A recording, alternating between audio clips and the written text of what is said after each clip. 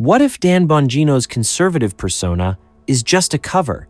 Could he have been a double agent for the FBI the whole time?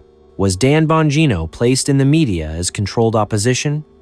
Dan Bongino is a former NYPD officer and U.S. Secret Service agent. He served under Presidents George W. Bush and Barack Obama, including time on the Presidential Protection Division. After leaving government service, he became a conservative commentator, author, and podcast host, known for his strong pro-Trump, anti-establishment positions. From what has been reported, and maybe this is not accurate reporting, you can tell me, the FBI Director, CashApp, informed Republican senators that it would be an individual named as the deputy who was a special agent currently at the FBI, that it would be an individual named as the deputy who was a special agent currently at the FBI. What was the reason for naming Mr. Bongino to this position, and was Mr. Patel not correct in making that assurance to those senators? This is a man who loves his country and who has honorably served our country in ways that many people have not. He understands the depth of the corruption at these institutions, which the American people re-elected President Trump to shake up. And I think it's quite despicable to see many networks in this room who have had chyrons on their television screens labeling Mr. Bongino as a far-right podcaster.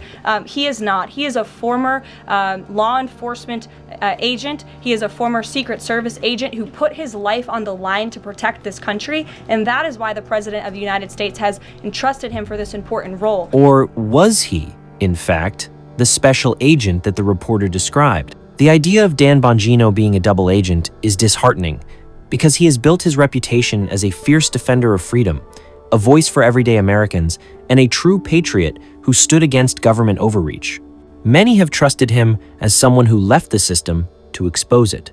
If he were secretly working with the very institutions he claimed to oppose, it would feel like a deep betrayal not just of his audience, but of the principles he claimed to fight for. It would shake the foundation of trust that many placed in him as a symbol of resistance. The disappointment in Dan Bongino's silence or lack of full honesty about Jeffrey Epstein is a red flag for many who once trusted him. As a former Secret Service agent with high-level access and insider knowledge, people expected Bongino to be a truth-teller, especially on issues involving corruption and elite criminal networks. Epstein's case wasn't just a scandal, it was a dark window into the abuse of power at the highest levels. Bongino's reluctance to confront it head-on, or to name names and push for real accountability, feels like a deliberate omission. For someone who built a brand on exposing the deep state, his avoidance of the Epstein narrative suggests selective truth, protecting certain power structures while claiming to fight others.